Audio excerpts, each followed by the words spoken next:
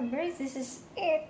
So, another vlogs na naman today. So, kung nagproblema mo sa mga tilapia ninyo na pabalik-balik na lang putahe, pabalik-balik na lang ang um, taxi, ano. So, gagawin nating maiba yung putahe ninyo ng tilapia. Ito is, sarili ko to ding version. So, hindi ko to kinuha sa kahit saan. Pero, ano ko to, mga version ko lang talaga tong pinag-ano ako dito sa vlogs, sarili ko tong version. Okay? So, punta tayo sa kusik. Para maiba ang lasa ng tilapia niyo. This is it.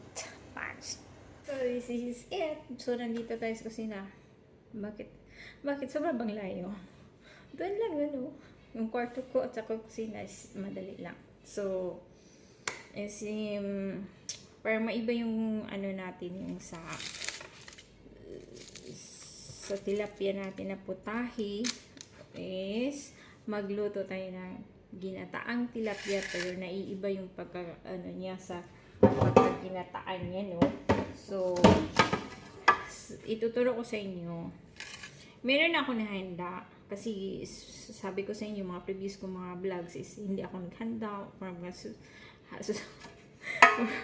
more akong buang. So, ito is may luya,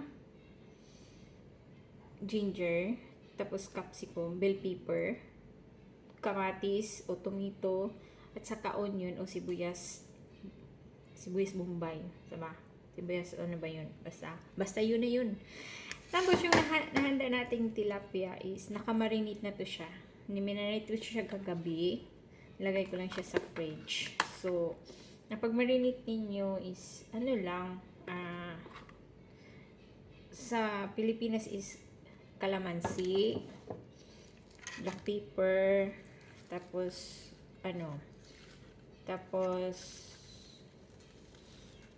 salt. Ayan yun ang kung ano ang gusto nyo. May mga tawag nito, ginisa mix o magic syrup or kahit anong spices na gusto nyo. Kung gusto nyo na wala din, wala. So, ganito lang siya. So, ipakita ko sa inyo. Hiniwa ko ang, nilagay ko na pala to dito, ha. Sorry. Hiniwa ko siya sa gitna. Tapos, ilagay natin to lahat. Lahat ng mga ricados. Para masarap. Kung sa Pilipinas is, makapag-ihaw, o tawag nating sugba-sugba, is wala problema. So, ito. So, ito siya, hindi pa natin to siya nilagyan ng wala to siyang hindi ko to siya nilagyan ng salt o wala. Wala to siya lahat. Kasi, nakamarinate na yung tilapia natin. So, itiklop lang natin yan siya. Sa Pilipinas is pwede natin siyang iihaw. So, dito hindi naman tayo makapag-ihaw. So, ilagay ito natin sa oven. Okay? Ilagay natin ito sa oven hanggang maluto siya. Para hindi siya itiklop lang natin yan siya ng maayos. Para hindi naman siya mag-smile mamaya. Saka huwag kayong mag-alala kasi tapos nito hindi pa ito matatapos. Okay? Para maiba yung ng tilapia. So, ngayon, ilalagay natin kasi nakapag-preheat na tayo sa oven. So, ilalagay na lang natin.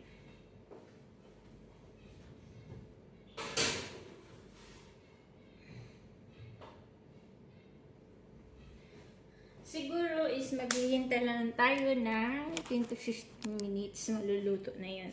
So, while maghihintay tayo na maluluto ang ang tilapia natin is mag-sit aside tayo ng iba. Okay? May maliit. Isa, dalawa. So, ilagay natin to para makain sa pusa.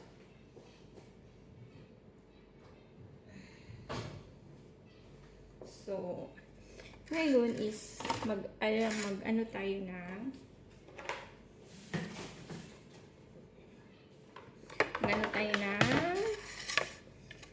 ito natitira na sibuyas. Huwag natin ito anuhin kasi mag-ano tayo ng gata. Sibuyas dahon lang. Sibuyas lang at saka yung inad-add ko na lang siya.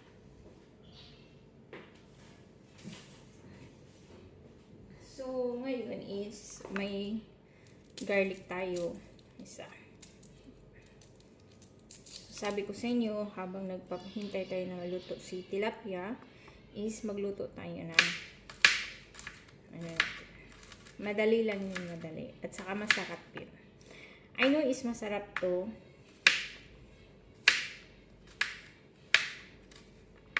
Kasi dati is may kantina ako before ako nag-abroad, may kantina ako. So, nakapagluto ko ng mga sariling version. So, sawa ng Diyos, okay naman din. So, this is it. So, while maghintay tayo nung siguro mga 10 to 15 minutes lang. Mga ka-birds, tapos na siya, naluto na siya, 15 minutes. So, ganito na siya. So, ngayon, paano tayo gagawa niyan? Medyo masabaw-sabaw lang siya para ginataan. So,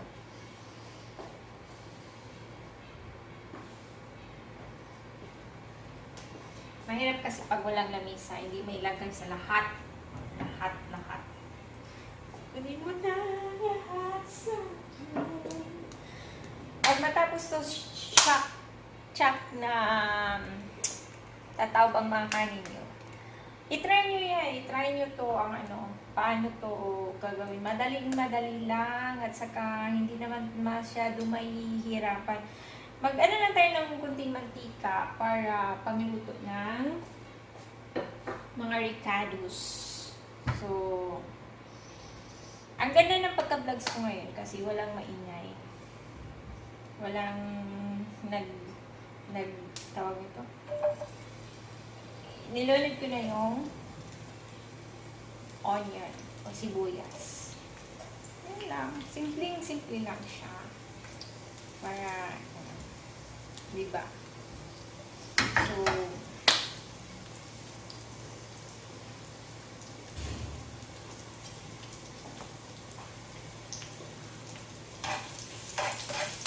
madali lang at siya. So, huwag kayong magtaka na may ganito ako. Kasi, sa probinsya, pwede pitsay, pwede wala, pwede meron. Ano na lang to, adlib na lang to siya. Para yung niya, yung ricado sa tilapia, sa tiyan, hindi siya pag magkaroon na siya ng sabaw, di siya magkahiwalay-hiwalay. So, kailangan natin siyang kukunin at ilagay natin dito. So, tama na niya siya, lagyan natin siya ng garlic. Note lang, sa probinsya, pwedeng wala. Pwedeng wala na to, pwedeng wala ng onion, wala ng gano'n. Pero masarap ka rin kung mayroong ganito, onion o garlic. Ano lang siya. Pero kung sa mga pwedeng wala, pwedeng meron, pwede din. Diba? Simpleng lang, pero kakaiba lang yung pagkaluto. So, ilunod na natin yung gata. So, isang basong gata. Hinandahan lang natin. Kasi magtalo siya. No.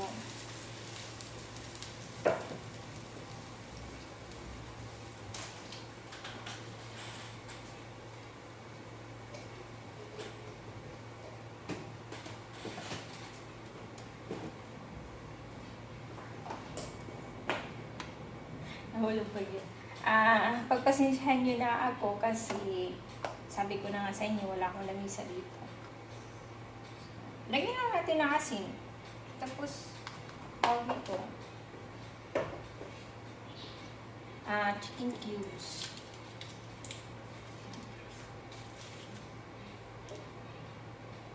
Siguro hindi ko lang alam kung ayan, tama.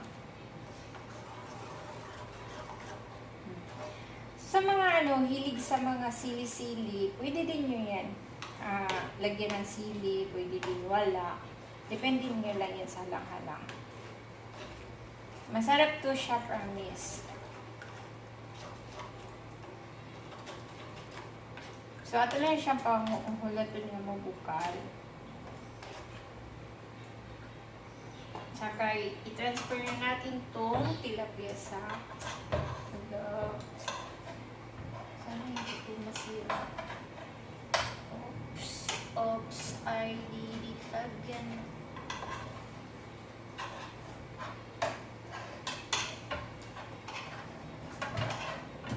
Oh my God.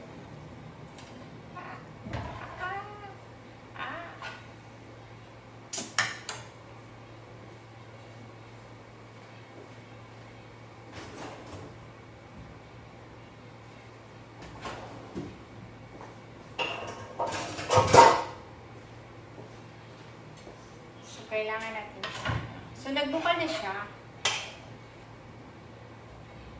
Oh my God.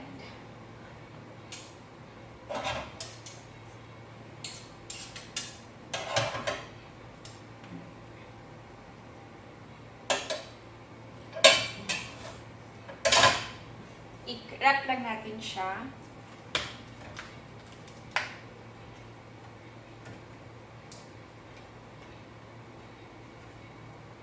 Tapos, hintayin na lang natin siya kung maluto. Maluto, yung i-mix natin yung timplada niya. Madaling asin, madaling. Wow, sarap. Tama lang talaga ng lahat. So, may dalawa akong siling malaki.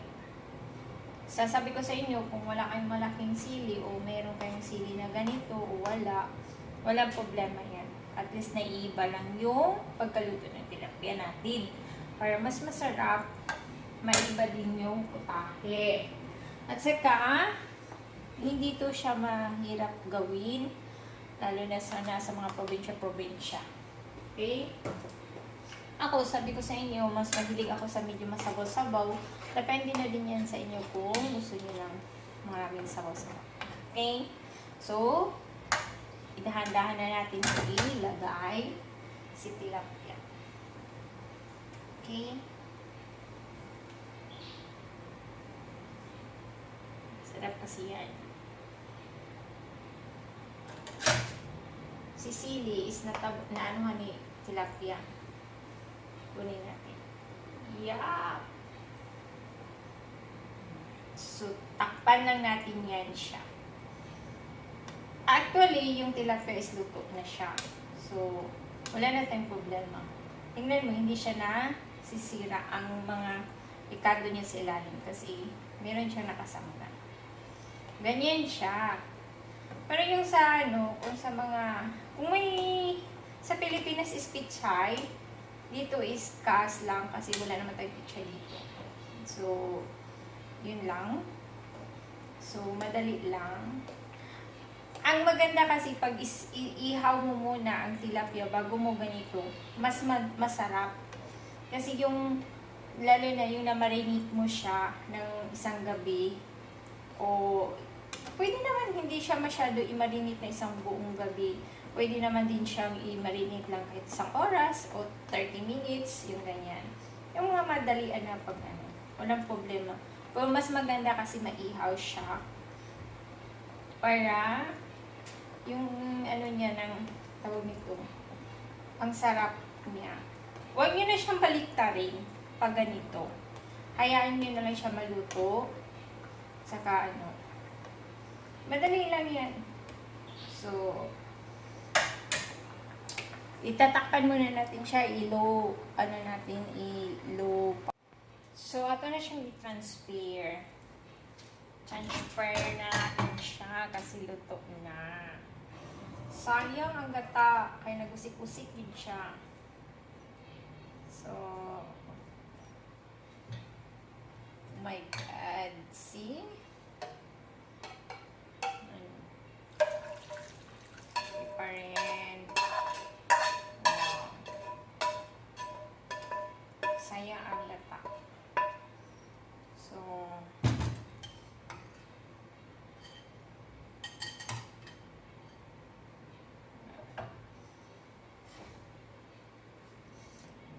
Ito na siya.